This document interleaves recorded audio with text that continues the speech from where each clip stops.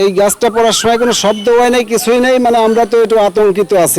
ঝড় বৃষ্টি কিচ্ছু না, গাছটা এমনি ভেঙে পড়ে গেল, তো কোনো মানুষের কোনো ক্ষয়ক্ষতি হয় নাই।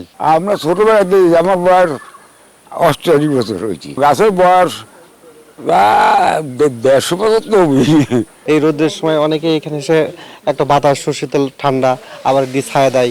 আসলে এইটা থেকে মানুষ এখন বঞ্চিত হলো, কারণ এই গাছটা ভেঙে যাওয়া মানে শুধু গাছ ভেঙে যাওয়া না, মানুষের একটা শান্তির, যেটা প্রশান্তির জন্য বসতো সেই প্রশান্তিটাও চলে গেল। প্রত্যেক দিন তো হিন্দু দিয়ে মুসলিম দিয়ে মিনিমাম 50 জন লোক এই জায়গা বসে, এই জায়গা ঠান্ডাটা পরিবেশ, এই জায়গা বসে থাকে।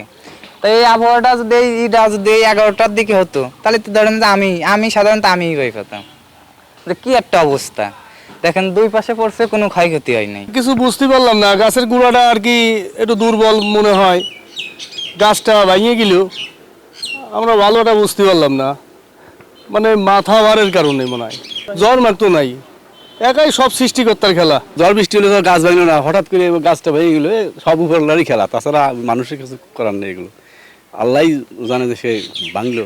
এই গাছটা আমি ইউনো মহোদয়ের কাছে প্রথমেই ফোন দিয়েছি, এখানে এসেই রাস্তা ব্লক হয়ে গেছে। ইউনো মহোদয় বললো যে আপনি রাস্তা থেকে ডালগুলো রাস্তাটা ক্লিয়ার করে দেন, ডাল কেটে। আমি করাতে নিয়ে অলরেডি লাগাই দিচ্ছি। আর বাকি যে গাছটা আছে ঝুঁকির মুখে যেটুকু আছে এই গোয়া ফেলে গেছে। নগদ নিয়ে এলো হার না মানা হার অফার। সর্বনিম্ন 10,000 টাকা রেমিটেন্স নগদে পাঠালে থাকছে স্বর্ণের হার জেতার সুযোগ।